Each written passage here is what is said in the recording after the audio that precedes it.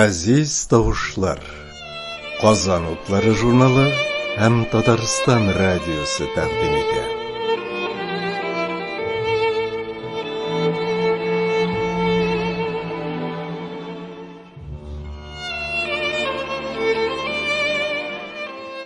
Шагыйрь Әхмәт Гаделнең тавышын ишетик.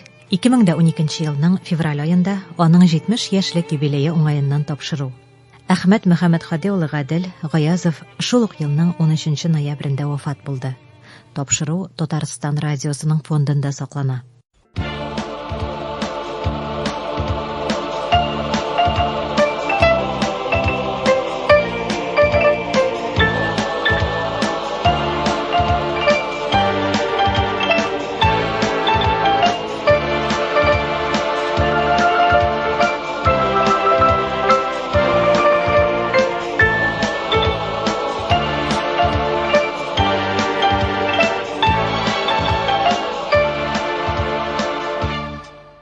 Хәерле көн, хөрмәтле тыңлаучылар. Бүген без игътибарыгызга кызыклы очрашулар кунакханәсе сәхифәсенең чираттагы чыгарылышын тәкъдим итәбез. Кунакханәнең түр башында шагыйрь Әхмәт Гадел. Татар энциклопедиясендә аның турында мондый мәгълүмат бар.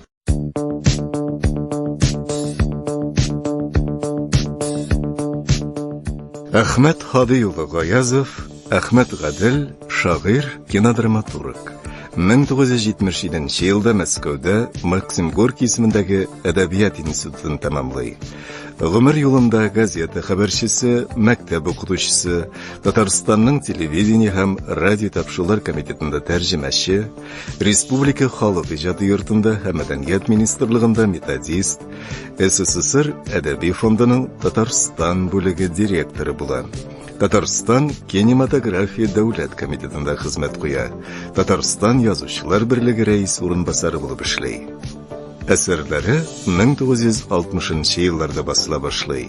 Күгәрченнәр, Шам, Көмеш кылган җыры, Яшьлегем былбыллары, Дәрт дип исемләнгән шигырь китаплары, аның сценарийлары буенча һәм автордашлыгында 50дән артык документаль фильм һәм балалар өчен мультфильмнар төшерелгән.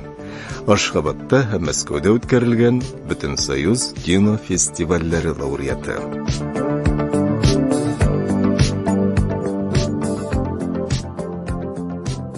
Әхмәт Гадел әйткәнебезчә бүген бездә кунакта булачак. Улы иҗатлы шагыйрь, маҗараларга бай язмышлы шәхес. Безгә килеп керүгә үк ул былай дип белдерде. Зөлфия апаң әйтсә, сәясәткә кереп китмәде. Әкрен генә лирик шигырьләр укый. Ягъни Әхмәт абыйның тормыш юлдашы Зөлфия ханым аны радиога озаткан чакта артыгын сөйләшмәскә, кискен фикерләр әйтмәскә кушып җибәргән. Туры сүзлегең аркасында кыенлыкны шактый күрдең, инде улыгаеп барган көннәреңдә булса да тынычлап яшик дип әйтергә теләве булгандыр инде. Ләкин Әхмәт абый Зөлфия ханымга биргән вәгъдәсен үти алырмы? Үзендә кискен темаларга кагылмаслык көч табармы? Буларның барысы да хәзер яңгыраячак җырдан соң булачак. Әҗәр үзе Әхмәт Гадел шигыренә иҗат ителгән. Ринат Гыйбайдуллин музыкасы, җыр Хәйдәр Бигишев язмасында яңгырый.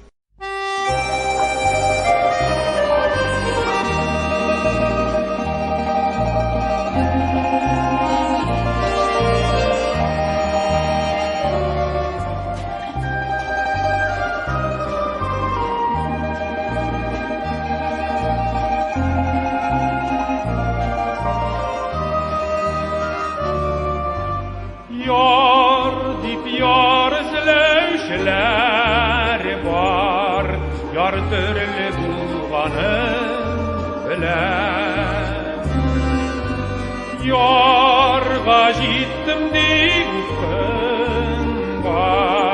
очканнарда барын беләм.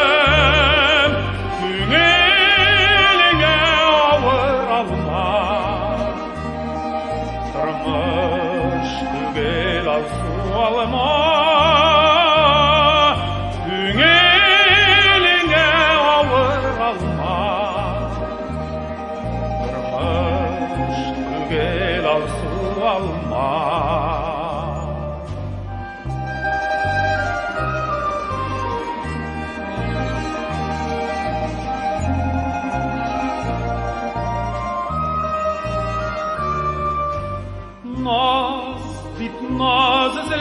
izlәүчеләр бар, нас татлы булганын беләм. Нас таптык дип борчуларга,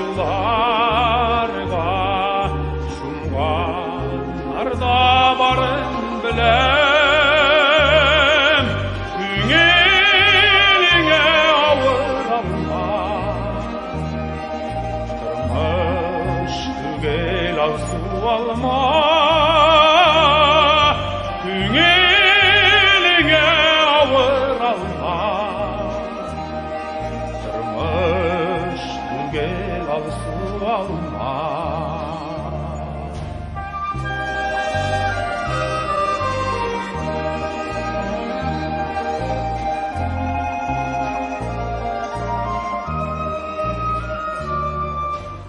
Яз дип яз эзләүчеләр бар, яздан азганнарны беләм.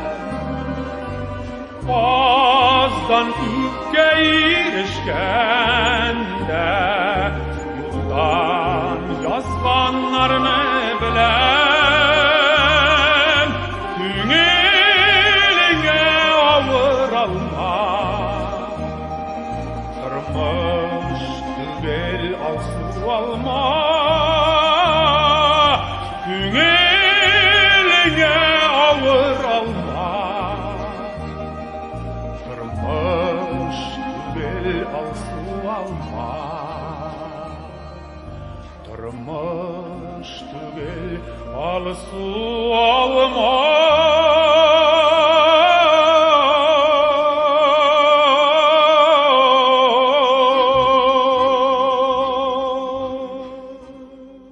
Эфирда Татарстан дулкынында һәм аның кызыклы очрашулар кунакханәсе сәхифәсендә бүген күптән көтелгән тансык кунагыбыз шагыйрь Әхмәт Гадел. Әхмәт абый, исәнмесез? Исәнмесез, Насиб. Әхмәт абый, дөнья шундый кызык бит ул имен. Янәшәдә генә торабыз кебек, ләкин бер дә күрешкәнебез юк. Менә шундый әйтәм, бу очрашу хактан да тансык очрашу. Безнең тыңлаучыларыбыз өчен ул тагын да тансыграктыр, ни өчен дигәндә, Әхмәт Гадел бу араларда, менә соңгы елларда телевизор экраннарында да сирәк күренә, радиода да бик ишетелми, һәм газета битләрендә дә бик сирәк кенә күренә башладыгыз, Әхмәт абый. Шагыйрь кеше әгәр дә сирәк күренә башлады икән, димәк, ул нәрсәгә дә булса әзерләнә, кисәк бер калкып чыгып, кайсы ягы беләндер күренергә җыена дигән сүз минем уйлавымча. Дөрес әйтәсең, ул шигырьләр язылмый тормый, языла. Шигырьләрен бүген дә бәлки рөхсәт итсәң инде әлбәттә укырбыз, яңа шигырьләр укырбыз. Ләкин мин чынлап әйткәндә гомеремне башкарак нәрсәгә, җитдирәк нәрсәгә багышладым бугай. Мин татар теленең, татар мәдәниятының башка халыкларга тәэсире турында хезмәт язам. Мин моны тарихи вакыйгаларга таянып, тарихи документларга таянып, һәм дә иң мөһиме телгә, башка халыкларда татар телендән, хәтта булгар замандан ук инде, башка халыкларга кергән безнең сүзләребезне эзләп табуда мәшгульмен. Анда сүзләр генә түгел, ул фамилиялар, тукым исемнәре белән бергә кирип киткән сүзләр бар. Мәсәлән, Аппаковлар, Панаевлар, Апанаевлар, Кутузовлар, Куприннар, менә шуларның этимологиясын, шуларның мәгънәсен ачыклап бирү белән бик күп еллар шөгыльләнәм мин. Ягъни Казаннан качып, үзегезнең Казан янындагы бакчагызда шул мәгарәгә бикләнеп, менә шушында бер актарну эше белән шөгыльләнәсез. Әбүгалисина. Менә шулай эшләп ятам мин. Аның шөкры юк.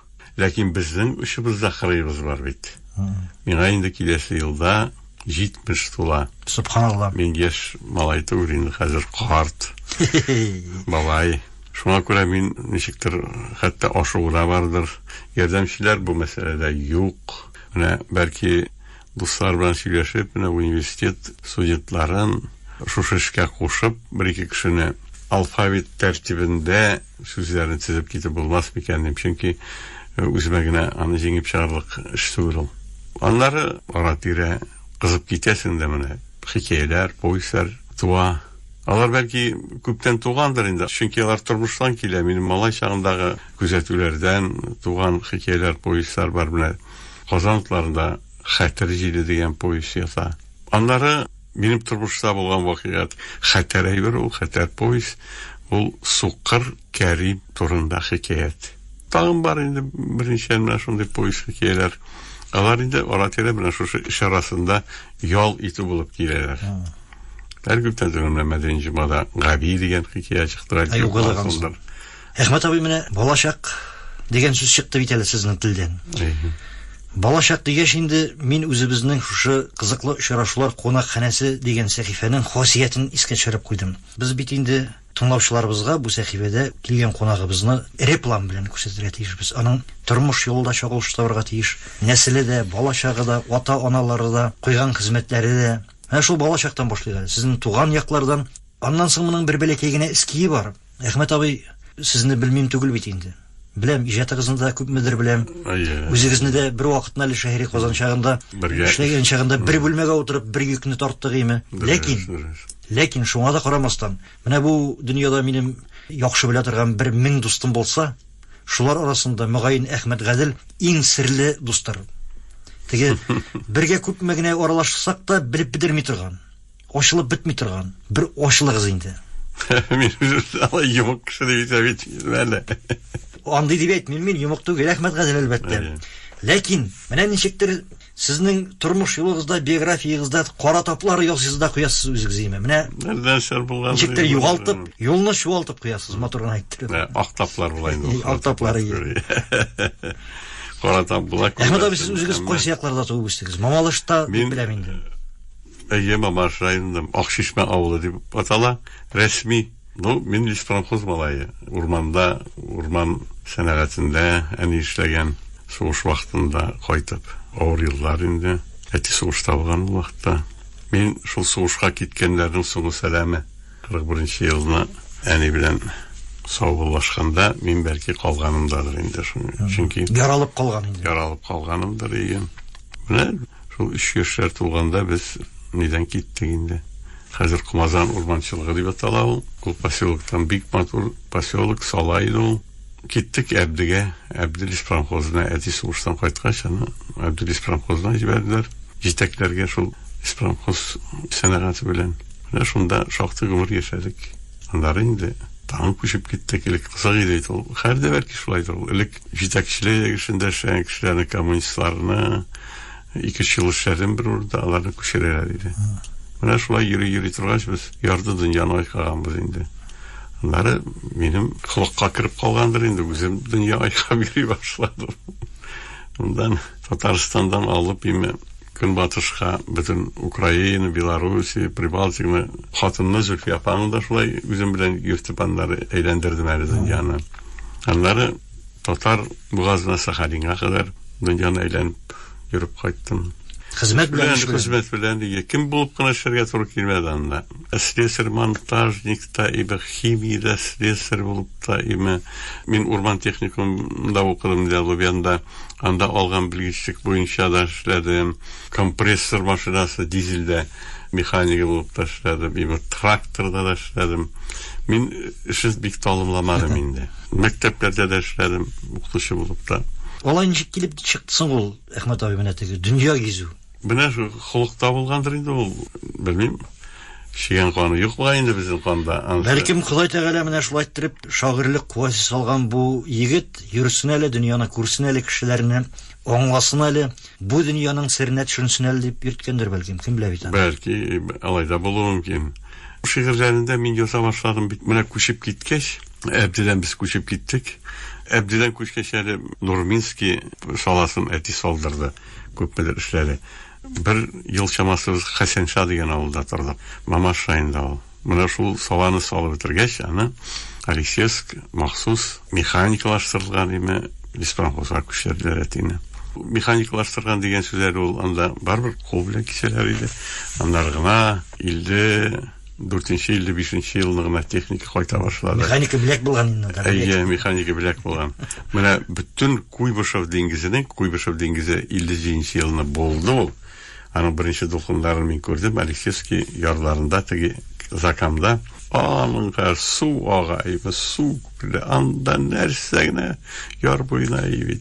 Түлкілер, бүрелер, йыланлар, пошыйлар, yüzelер. Үлген, yüzgeni yüzüp шыға яр бойына. Шул билер яғына кетелер алар. Судан қошалар. Судан қошалар. Ол ғажайып енді ол. Жыланларның судан yüzген көресің. Алар үшін туфан қопқан шекелі болды. Кіші үшін де шулай болды. Көп мауыллар бітті, екі ярдан да, екі яқтан да. Рыбныйның ана ширкеуін чуып пішірді, иманда зиратлар шықты қалқып, табутлар yüzді, ол бітірмегенлер. Құтышқыш, мәйітлер, сүйеклер, бек қорқыныш хал болды. 50-ші елінің язында болды бұл хал. Біз рахаттанып Камысуына құйына берген малайлар шоқ қаттық пішірақ дейін әлден сілі аққан суларını көріп. Ахмет абай, андан соң бір сұрау берейін әлі. Ашуланбай әмін. Бұл Қырым татарларға мөнәсәбәтің? Қырым татарларға мөнәсәбәт менің нәсіл шундан келе, біздің нәсіл. Ирақтан ана сөйлі қалсаң ол бек ауырға кете, Мулла білен бәйлі, Мулла Фазыл, Мұхаммед Фазыл Балиш білен. Аны турына сөйлеуі менің ауыр. Біраз ғына болса да, жеңілләштіріп кіне болса да, Ахмет абай. Шынки... Мен аңы турында язам, язғаш мен сөйлерін. Аның, ол өткен ғасырлар, ол бек трагичен өткен хал. Ол Карбашевка өткен мамаш түрмесінде. Ахмет абай, ол шағында енді біз теманы олыштырған мәжбүр болабыз, сен енді көзге ешті келді. Ауыр тема. Көзге ешті келді, сен тынышлан әлі. Міне, бұл дүниеда зимагорлықта жүрген кішілерінің бір түрлі психологиясы бар. Ол біздің қос қанаты деген татар халық жырында да бек маттур етіп, маш кетіріп әйтілген емен. Қос қанаты ақ була, ерік қанаты ақ була. Шет жерлерде бек көп ерсең, туған яғың ят болады емен. Туғанларың ят була. Хәтті туғанларың ят болады емен. Біздің яқта айтып, туған яғың деп жырлар емен. Міне зимагорлықта ғұмырларын керген кішілер хоқтан даларының туған жерлері юқ. Қолмай ол, ят бұла. Сенің нешік болды ол? Ол туған жер бит ол. Ахмет абай, сенің көңіл шынды емшарды сөйлештіріп бұлмай башлады. Менің бір герой бар. Соқыр Кирам. Ана тілін, татар тілін ұмытмас үшін ол ішінден өзі білен татарша сөйлешіп керек. Татарша сөйлеше. Өзі білен өзі.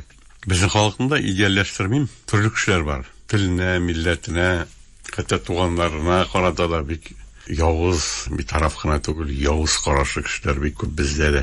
Әмма милләтін сүйген кішілер де бар. Мен өзімді шулар нейін қоям. Егер ки милләтін яратмасам, мәселен менің халде, мен бек шәпкіне қазіргі заман рус, совет шағиры болып кеткен болар едім. Мен русшада шайырлар яздым, соң бақта язбаймын енді рус тілінде. Әбілай yazылайды бек шақты көп. Міне, яңадан біз Удмуртияға кеттік бет. Шундан Удмуртиядан қайтқаш, бұл 58-ші жылларға тур келе, біз Камлис промхозына қайттық. Мен Құтлыбукеш орта мектебінде оқыдым. Құтлыбукеш орта мектебінде оқығанда, Балғбисес районында бек артық көп сөйлеш битарған, емен бек матур көңілді бір малай білен досташдық біз. Ол да шеғыр яза шеғырлар. Ол татарша яза, мен русша яза. Тілден шақты безілген еді. Міне шул малайның тәстері мені бек зор болды.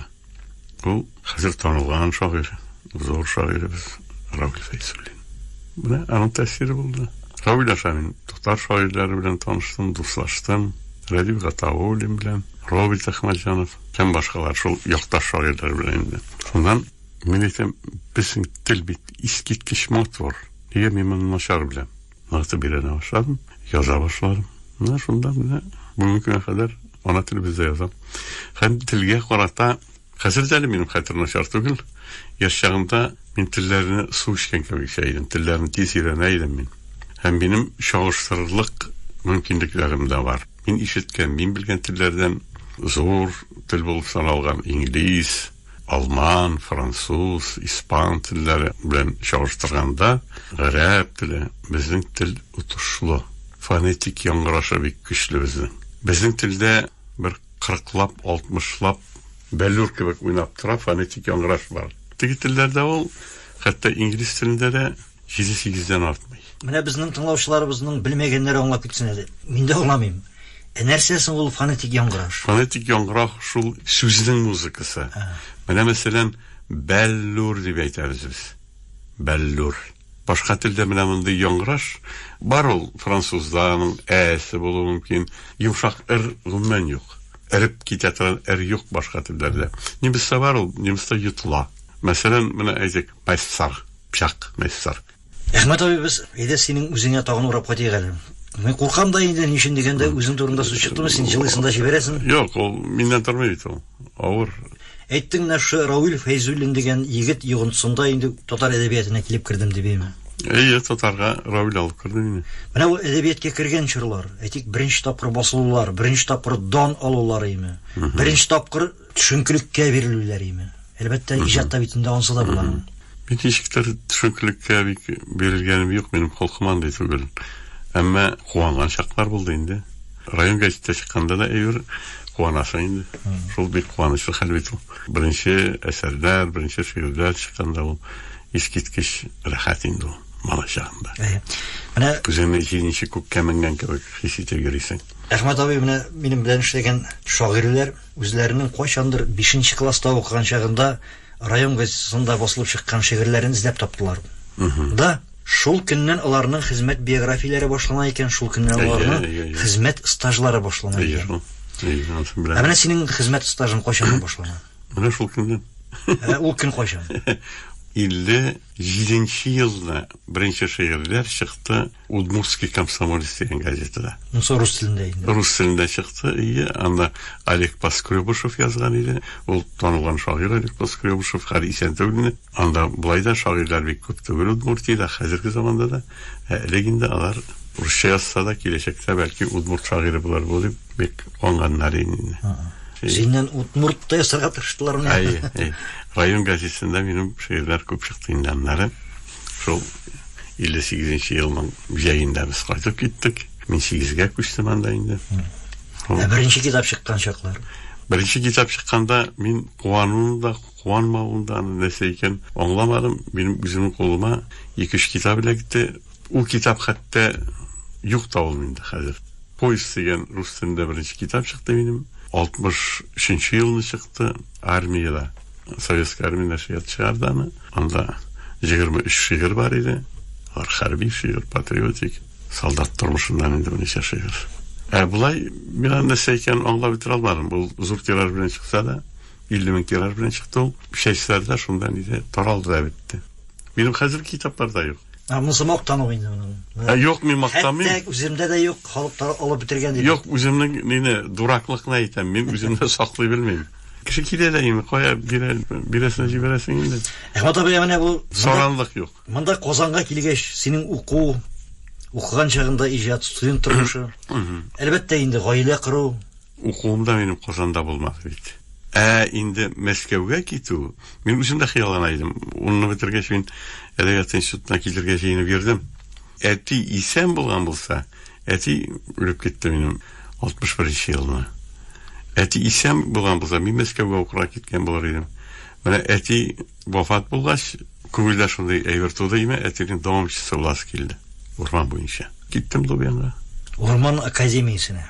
Урман академиясенә. Безнең шул бердән-бер академия инде ул. Дөрес, ул академия дип аталмый, ул техникум дип атала. Ләкин аны урманчылар инде үзләре безнең академия дип атала. Ул академия без укганда, миңа урман техникум бик күп бирде. Без 3 телдә өйрәндек: агачлар, үләннәр, чәчәкләр исемен, татар, рус һәм латин. Ул бит күп анда 1000гә якын исемнәрне без яттан өйрәнә идек. Әхмәт абый, ул урман шулай ук шагыйрьлеккә бер сәбәптер ул.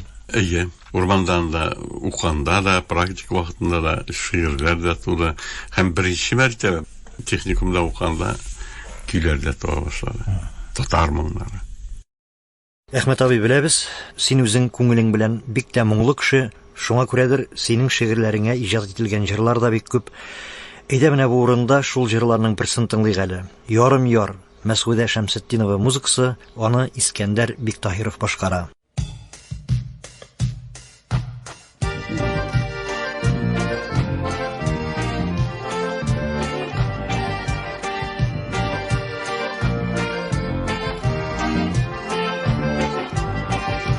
Ике кашы арасында инҗидәй бер миңе бар, телемдә йөрим төш күреп,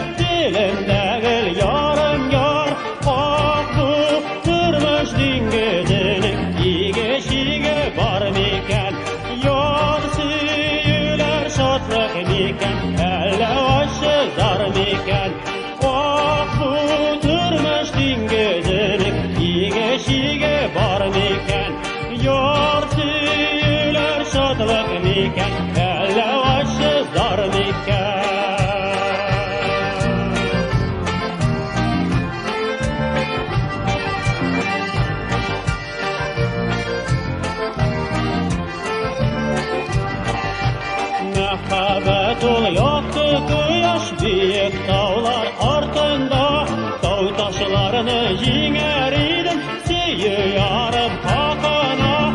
Бұл тұрмыштың көзінің егешігі бар мекен. Яр сүйілер шотлық мекен, әлі ашы зар мекен. Бұл тұрмыштың көзінің егешігі бар мекен. Яр сүйілер шотлық мекен, әлі ашы зар мекен.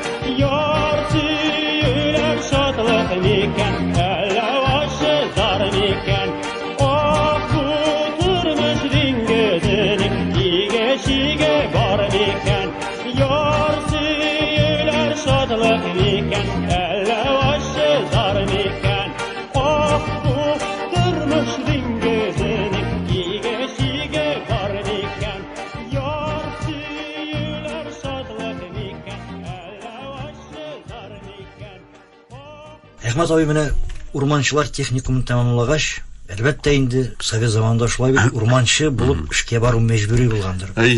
Мин Төмәнгә киттем. Бик кызык иде ул. Тайга. Аннары миңа әни хат яза сиңа монда ди военкоматтан повестка килде ди, хат килде ди. Совет чорында армиядан качып йөргән кеше белән уен уйнамыйлар иде. Шуңа күрә мин тизрәк бу турыда әйттем дә, шурда инде кайтып киттем. Үйгә монда Татарстанга. Һәм әни узатып калды мине. Әни генә бит инде безне алып киттеләр Германиягә. Германиядә хезмәт иттем мин. Аннары 2 ай корабльләргә тиеп, доброволец буларак мин киттем Куба ярларына. Әхмәт абый, синең күрмәгәннәр калмаган икән. Бу теге Куба кризисы вакытларында. Хрущевның Америкага юл күрсәткән чакта. Юрак түгел. Ботинка белән. Штәргә тындырган чагы, вам покажем. Яшак, вакытта кыйшак, шундый җегетләр җыелышын безне алып киттеләр. Бер кайдан дөрес яңадан Германиягә кайттык. Мин кайтуга инде Рауль Фәйзулләр танылган зур шагыйрьләр иде монда. Шул вакытта актерлар йорты матбугат йортына каршы да кичәнә генә бер йортта идек. Шул актерлар йортына җыелыш. Мин кайтып таштым, мин Раульләргә кайттым. Рауль белән хаталыша идек без әле. Раульләр ул чакта Казанда инде. Алар Казанда, Тихогорский урамында яшь шагыйрьләрнең штаб. Раульгә мин шаккаттым. Рауль яшь кеше инде ул. Мин аларның әти-әниләренә шаккатам. Әмин апа белән Габдрахман абый. Әмин апа белән Габдрахман абыйга биректе Әмин апага. Аның бит арып та кайткандыр иде ул мәрхүм Кәймин мискин. Эштә бит инде. Ул безгә ашарга пешереп име. Шын кунак итеп бөтенсен эшләп безне. Әлмин шунда кунада кала иде. Кунып төнеп име атналар буе шулай Раульләрдә тәрбияләнгән чак булды. Гаҗәп. Хиш дуадан онытырга ярамаган бик кешеләр. Әле бит ул ничек булган, Әхмәт абый? Менә сезнең буыннар, Рауль абыйлар җыелышып шунда яткансыз, Әмин апаның бәлешләренә ашавыймы? Аннан соң инде бер кадәр вакыт үткәч, аның инесе Рөстәм ак егет шагыйрьнең бөтен дуслары җыелышып ята башлаган инде. Ма бит үзәргә кирәк бу җырда. Ул бик авыр бит ул. Булар милләт турында уйлап яшәтәләр. Искиткеч, бик кешеләр булганнар. Гаҗәеп инде, алар безнең кешегә санап име.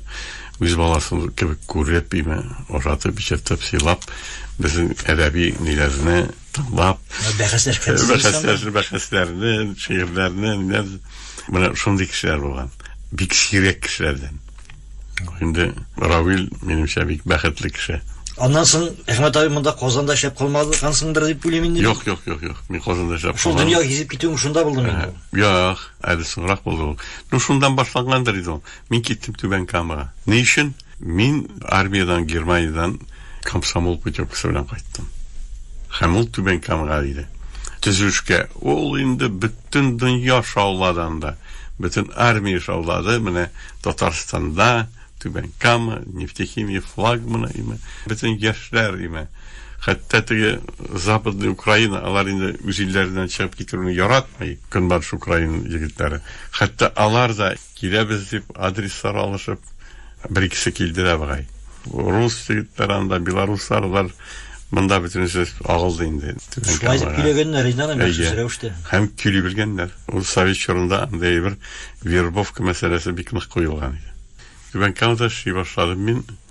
Bu anda işini soylap durmuşsan indi işlege şunday. Benim belki halkımda şulaydır. Ben kompresör mekaniki buldum. Motorunu kapsıp koyam da üzüm kitabı kovuturam. Demek tartım. Demek tartmam. Ben demek işi bulalmadım. No kitabı kadar indi. Gazetke yazatram indi, şiirler çıkartıra. Meni Leninskiy Pravda, Lenin Nurlar degan gazetke aldılar.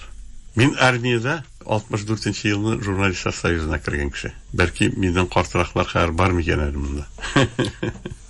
Monsatog'un maqtanuga ketdingda. Yo, belki maqtanudir. Şuna göre men artık bilen anlap da bitirmeyenimdir indi. Yolçular Soyuzu'na kiruvnen benim sonrak kaldı 79 yılında şunda kirdim men. Tübenkamadan gittim men yoğadan Tümenge. Yıl yarım şerinde Urman'a gittim. Urman sağındırdı, urman kişileri, kişi. Urman kişileri alargil ayrılıp dura. Mındıksan bir rekte çocuk kişilerinden. Urman kişisi, urmanda yaşayan kişi, o bir koşanda seni soğutmayı. O sana karatan bir hırbanla bulasın, olsun bile. Çan urman kişisi. Tüzüşten de biz burot, da pişakta oynatıp aldılar mümkün, tüyleydi mümkün. Ahmet abi, urman kişisi deyip ettiniz de. Ben eminim bir tapkırlar kıtlık zamanlarında utun yok, yoğarga yok şaklarda ormandan barıp şıbık jiyip kaytkan malaylarının orbalarını atıp gitken lesnikler turunda okuğanım var, işitkenim var. Yok, ben anı kurgenim de var. Bir merhametli kişiler olup çıkamayındır bunlar. Bunlar, mesela aytayım, andı kişiler var. Men alarını bir köp bilem, andı lesniklerin de. Lakin alar bit, oğulunun lümpinleri, oğuldan küterilip gitken Hristiyan malayları. Alar bütün dünyaya uçlu kişiler kövrek şulay lisnik bulup kirgen. Anda bit bilimli, neyli kişiler yok derecede. Buna şuna göre uç alanlar. Halk alardan uç ala. Ben bilem hatta koybarnilerge yine skır pişen ezerdeydi bir lisnik bizde min yaşayan oğuldan. Ama kireşin bilen eyvetlep yine yüzünde yürettiler. Onları oğuldan da koydular. Lisnik şey o kadar kuturmaydı. Lishoz direktörü eyvet bulur mümkün. Ama lisnik uzun alardan da yuvarlak bu yerdeydi. Hazırda çürüyandı kişiler. Ahmet abi, bizim işitkere kirip barabız imi. Şulay da senin mene bu edebiyat meydanına Ahmet Gadil bulup, zorlap, inlep, gelip kiren şağını çık buldu. Tatar edebiyatı sahnasına benim kuru, o Taşkentlarda ameylenip, indi anda kitaplar çağırıp aytkandan sonra oldu. Turmuşu tağı da açsın, düşsün kurip, bütün üstüde alda gül, balda maytı gül ikendigin anlağaş, min edebiyatla gelip kirdim indi. Birinci kosanlıklarındaki publikasiyalar milletinin belki faciasını anlağandan sonra. Yani dürüst aytırek gerek. Hazırca anla bitir almıyorlar herhalde. Buna, min mesela üzüm, eğer ki Rus bulup, Tatar bulup, Şuvaş bulup, Mari bulup, üzerinin kulturusunda üsep ime, başka kulturlarga üzerinin yaxşı yığıntıсын berip yaşasa, benim için uturşturak. Hem benim için ne değil, hem anlayan kişi için uturşturak ol. Çünkü tabii yaşayış bulurga teyir. Federasyada şula yaşarga teyir. Şu vaxtda yaşayala ol. Çünkü bir aşı tecrübe var bizim göz aldığında. Rusya imperiyası hem Sovetler Soyuzu. Ne için o iller Zülfiye Panıtınlar mı bitindi daha? Hayır. Ne için o iller yukarı çıktı? Ne için gittiler o illerden mümkünlük tapan halklar? Çünkü bana şu bir kemelge getirge tırışuşular, bir kalıpka salırga tırışuşular artık sındıra başladı. Bugül bitiren neselerini sındıralar. O hiç yine de ilişin, bir de zor ilişin, köp millet ilişin faydalı bir tügül. Bu indi devlet için bir korkunçlu mı? Devlet için de korkunçlu bu. Bu devlet için gerekli bir tügül bu. Çünkü bu devletin jimruğu alıp baratıran nerse. Bu mümkün de nasıl mektepler yapılırlar ime. Mesela jurnalistler, yazıcıların ganarsız otururlar. Koydur ganar alamaz. Biraz bitin. Moskov'da ganar alganların koyduranın zarplatısı da eyvet. Koydur regionda mı şunday hal. Hiç devlet üsüne yaxşı yığıntı yasıtıran ne tügül. Devlette koyurtan kişi bir kaçanda mı diye öğrenişlemeyecek. Менә бу дәүләт яшәсен дигән кеше. Әхмәт абый, Зөлфия апаның сүзләрен онытма. Ул бит инде радиога киткән чагында ортыңнан. Шуңа күрә шигырьләр укырга кирәк. Әхмәт, сәясәткә кермә. Шигырь укысаң да лирик шигырьләр генә укы дип әйтеп җибәргән. Әхмәт абый, шуңа күрә Зөлфия апаның сүзләрен тыңлыйк. Шигырьләр укыйк. Шигырьләр укыйк. Бу газиз түбәләр, ак юллар, зәңгәр күк, гел бала чагымда, гел үткән елларда күргән күк. Бу үлән, чәчәкләр, бу кылган, куаклык, балачак сәламе, күңелгә зур шатлык.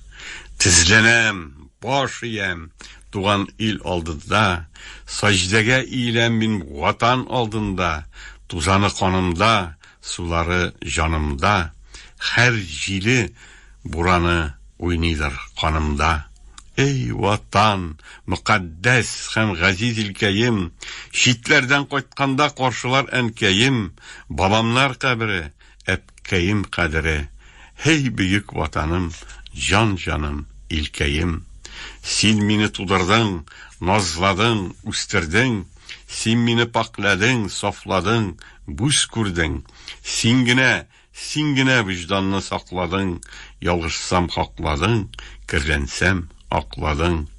Мин тирән тамырлы 1000 еллык ак тирәк, тамырым тутсынга туфрагым син кирәк. Назлаучы сирин җил, яшәтүче таңым, эй минем иделем, казаным, ватаным.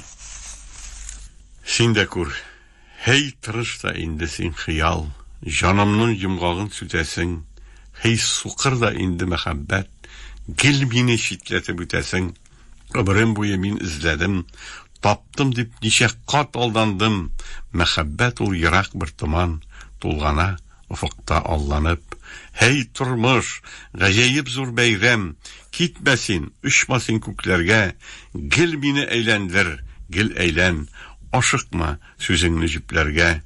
Без әле тормыш күрмәгән, михнәттән, хезмәттән башканы, син дә күр, безнең дә шатлыктан кырышка күкләргә ашканны. Сызлана булбул, сыкрана, кан йыгылый, бер җырына икенчесен ул ялгый. Чакыра булбул сөйгәнен, җан булгач, ник сөймәсен, ник янмасын сандугач. Без генәме бу дөньяда йөрәкле, без генәме истәкле дә, теләкле. Бак җанварны, бак кош-кортны, бөҗәкне, ярым диеп үзәләрдер үзәкне. Урман ишек кыр ирегә ирекме, җыр булмаса, бу дөньялар киңлекме? Яр сөймәсәң, üzülмәсәң, бу йөрәк сап салкын кан куу өченме кирәк? Сөя ярын хәтта таяк, йылан да, бакчы ничек сарышканнар аланда. Сөю булса җир йөзендә моң туа, моң уята, моң яшәтә, моң куа. Бакчы күкне, бакчы җирне, җиһанны, мәхәббәттә чәчәк аткан бутаңны, җансызлавын, üzülүне кем баса, әгәр сөю тудырган моң булмаса? Йөрәк. Ян син йөрәк, ян һәм балкы. Пыску һич кирәк түгел. Гүзәл хаят кышсын безне, җырдан юансың күңел. Шәлпәрәмә килсен йөрәк, очсын шаткы йолдызлар, яктырсын күк, җылынсын җиһан, ирсен сагышлар бызлар. Уяна алмый яшәү нигә, нигә һәм кемгә кирәк? Зур дөньяны titrәндереп, шатлыктан шартла йөрәк. Алсу гөлем сеңлекәшем, күреп алдым сине гүзәл, базар буйлап барасың, киселгән гөлләрдәй үзең, сылу күңел парасы. Дөресен әйтсәм бер гөлсен, кырлардан üzülгәнсең, хәтфәдә яшел болында, җилләрдә йөгергәнсең. Яни бар сиңа сылу, таш йортлар кочагында, саф күлләр сыман күзләрең, кайт самими чагыңа, юксына сине җилләрең, сагына болыннарың, булаклар булып агадыр киселгән тулымнарың. Алсу гөлем сеңлекәшем, кояшны кыча һаман, таш кыялар арасындан тәкъдире йөртә сыман. Тапшыруыбызны йомгаклап була торган Шунда бер йомгаклау шигыре кирәк иде. Ике шигырь укырга ярыймы? Ярый. Учларымда жылың саклана, күзләремдә диңгез күзләрең, онут мине, дисәң дә гүзәл, күрешүдән өмет өзмәдем. Учларымда жылың саклана. Нинди дәрт бу күңелем түрендә, жылы диңгез, матур ак кала, кипарислар күккә үрелә, учларымда жылың саклана. Кем уландай җиддә аклана, сәрбиләрнең сукагы буйлап, килә ул кыз илгә сыклана. Hey шибәрем, ни хәл, саумы син? Бездә халык шулай таныша, таныша да сөя, кавыша, йөрәгендә җылы саклана. Калыр илең, син дә калырсың, диңгез сыман күзләр дә калыр, тик йөрәгем син дип яныр, учларымда җылың сакланыр. Һәм менә соңгысы. Сөй, hey кардәш, җитте замана, Ыйышта укмаш, туганлык дигән табында гөрләш, ичи, уртлаш. Йөрмә нәфрәт ачу җыеп, хурлау кирәкми, явызлык, гайбәт, шәклек ашый йөрәкне. Тиң күр үзеңдәй татарны, бер туганың ит, елмаеп йөрсә дә сиңа, читтән килгән, чит. Күршеңә тел-теш тидермә, сүз әйтмә хурлап, Unut үпкә рәнҗешеңне, исәндәш зурлап. Hey татар, сөй бер-береңне, йортың, халкың сөй. Мәхәббәттән генә туа йөрәкләрдә көй. Сиңа иң җитмәгән нәрсә, юк, акча түгел. Бел кардәш, сиңа кирәге бүген киң күңел. Күңелдәге кояш кына җылыта җанны. Сөй татар, санла тиңеңне, җылыт җиһанны. Бел, усаллык яратуга, уй хисне илтми, сөй татар татарны, бүген шын сөю җитми. Әхмәт абый, бик зур рәхмәт. Синең менә яңа шигырьләреңне тыңлап утырдык. Тыңлаучыларыбыз белән бергәләп, әле иҗат кайнап тора икән. Димәк, шагыйрь яши. Ярый, рәхмәт. Сиңа менә шундый иҗатлы озын гомер телибез.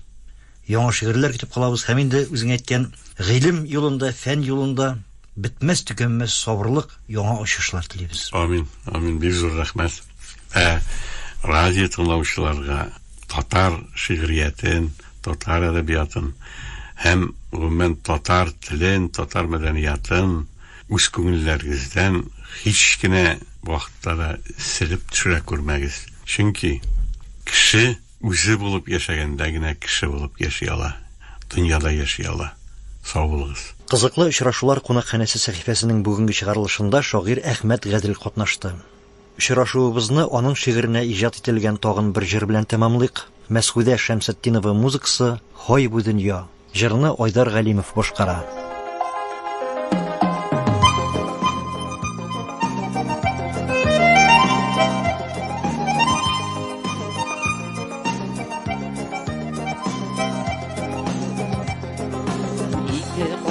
Arasında sərşəndəy bir mini var, önümdə yürüm tuş görüb, belimdə gel yarım yar. Ay bu durmuş dingizinin igi-şigi var miken, yar süyülər şadlıq miken, əllə aşı zar miken. Ay bu durmuş dingizinin igi-şigi var miken, yar süyülər şadlıq miken, əllə aşı zar miken.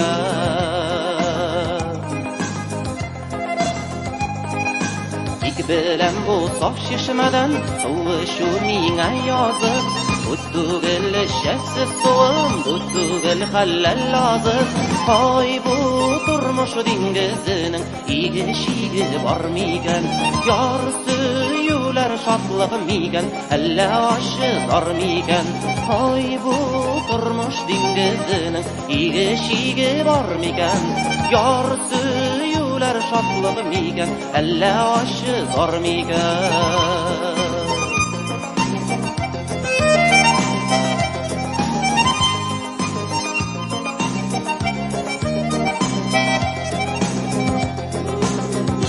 Başı arasında sərşəndəy bir mini var, Önümde yürüm düş görüp, elimdägil yarım yar. Ay bu turmuş dingizinin igi-şigi bar miken? Yar süyüler şatlık miken, elle aşıqar miken? Ay bu turmuş dingizinin igi-şigi bar miken? Yar süyüler şatlık miken, elle aşıqar miken? Ay bu turmuş dingizinin igi-şigi bar miken? Yar süyüler şatlık miken, elle aşıqar miken? Yar süyüler şatlık miken, elle aşıqar miken? Ay bu turmuş dingizinin igi-şigi bar miken?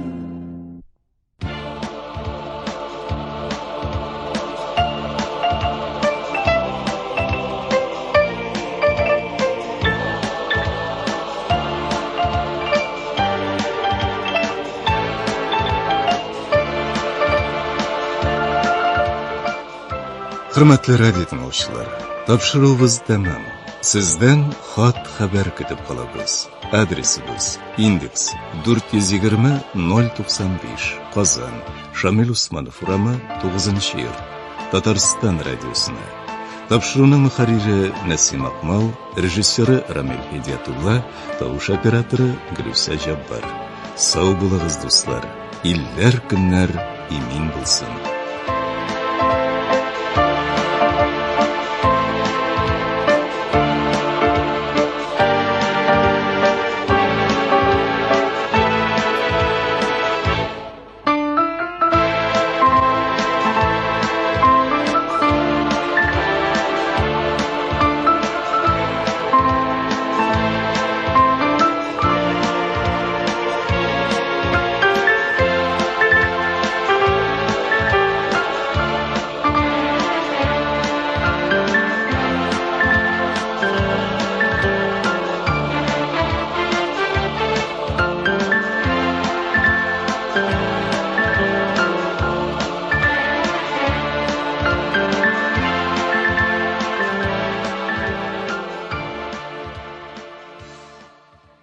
Программа Татарстан Республикасы Гаммави коммуникациялар агентлыгы ярдәмендә әзерләнде.